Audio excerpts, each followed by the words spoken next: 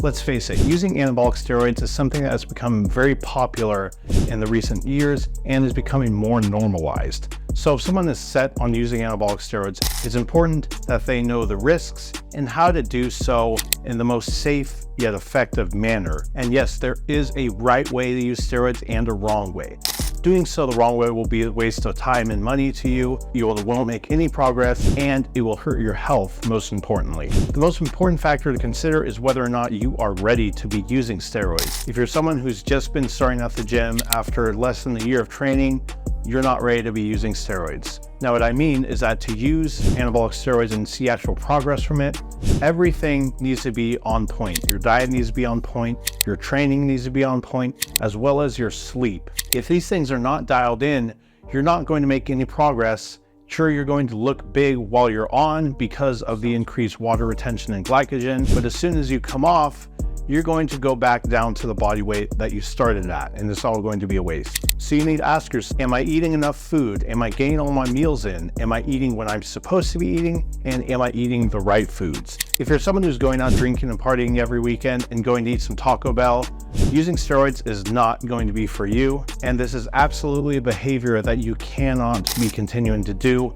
while you are running a steroid cycle. So let's talk about the length of running a steroid cycle. Typically, cycles last anywhere from 3 to 6+ months. And the factors that's going to be behind that is whether or not you're still able to progress, what dose you're using, and how you're responding, and most importantly, how your health is responding to being on cycle.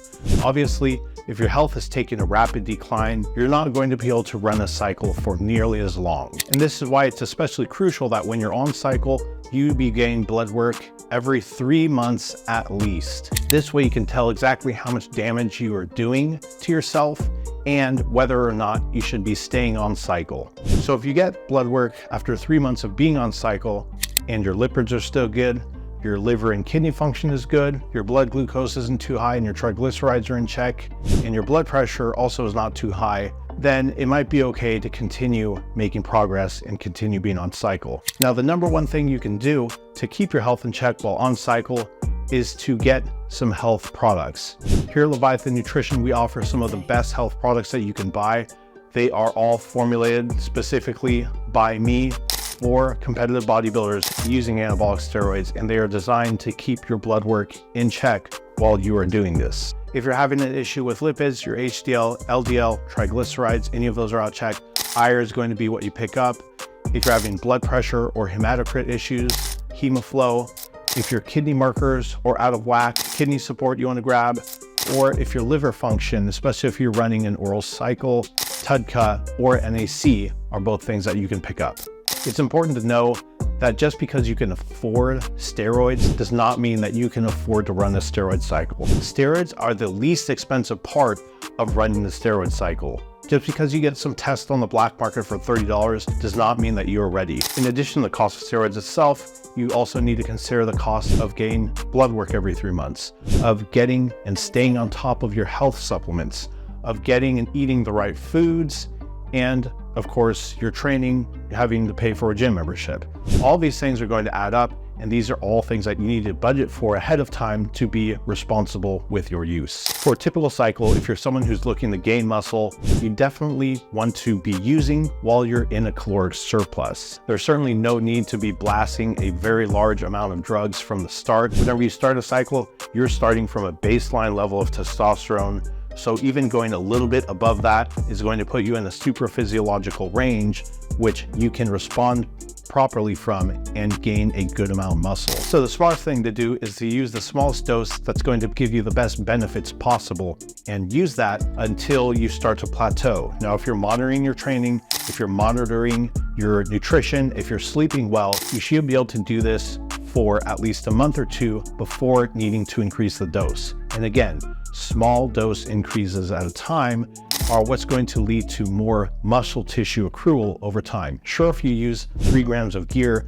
you're going to look huge, but it's all going to be water retention. So what you're aiming for is actually accruing new muscle tissue that you can keep whenever you stop the cycle. As far as compounds, there's really no need to be running things like orals unnecessarily, because orals will put extra stress on your liver. They're going to take your appetite out of whack. You're going to struggle eating enough food that you need to grow and actually gain muscle tissue.